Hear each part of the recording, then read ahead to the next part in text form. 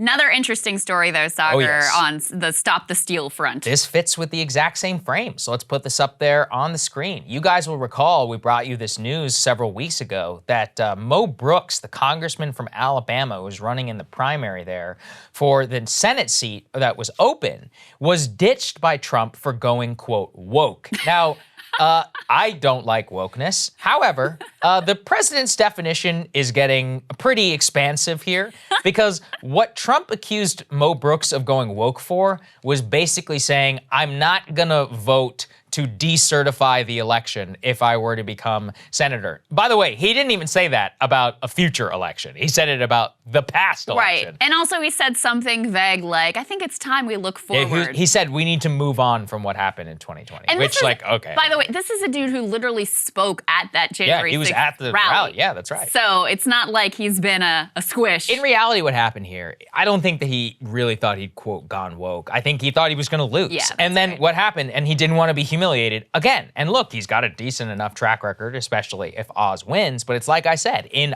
Trump country, which really is to me like the industrial Midwest, the Trump endorsement matters a lot.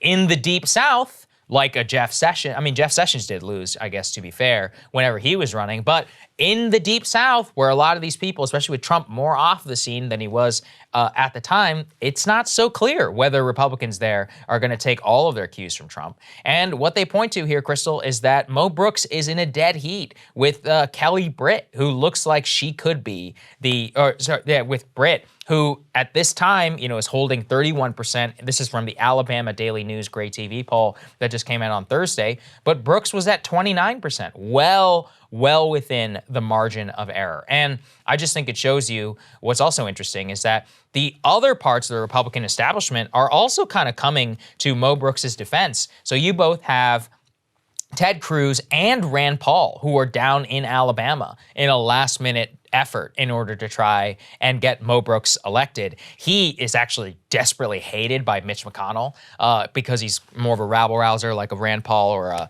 Ted Cruz, more willing to hold up votes and to vote against the party establishment. And he had that famous clip that we played here on our show where he was talking about how much it costs in order to buy committee seats and really just telling the truth, being like, yeah, you want to know how corrupt this whole place is? Yeah. Like, this is how it actually is. Well, he actually said he would not support Mitch McConnell for majority leader. So yeah, there's definitely and that was sort of like on Trump's wish list of things he wanted his candidates to do.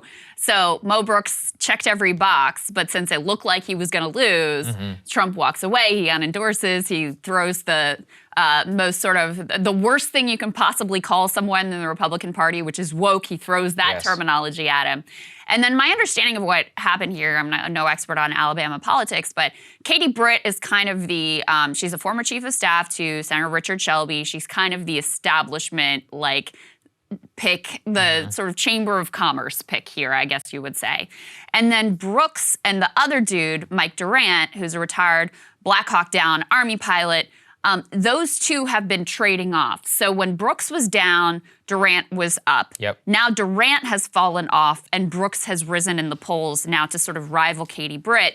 And what effectively happened here is Britt was spending a bunch of money to attack Durant, and that caused him to fall off in the polls. But instead of those voters going to her, they're going to Brooks. They're going to Brooks. Right. So that's kind of how that has shaken out. But it is pretty funny. I mean, the other thing that one of the articles I was reading pointed out is that Trump does not have a great track record in Alabama. In the primary, he endorsed against Roy Moore. Oh, yeah. What was his name? Big John or something like that? I do not remember. Yeah. I think Moore it was Big John. Ends up winning. Yes.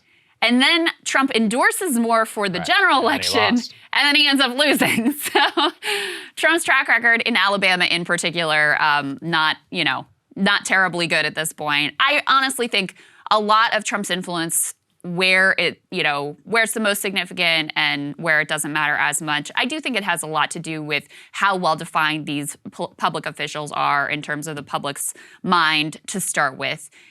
For Ohio, I think J.D. Vance positioned himself in a smart way for the Republican base in Ohio.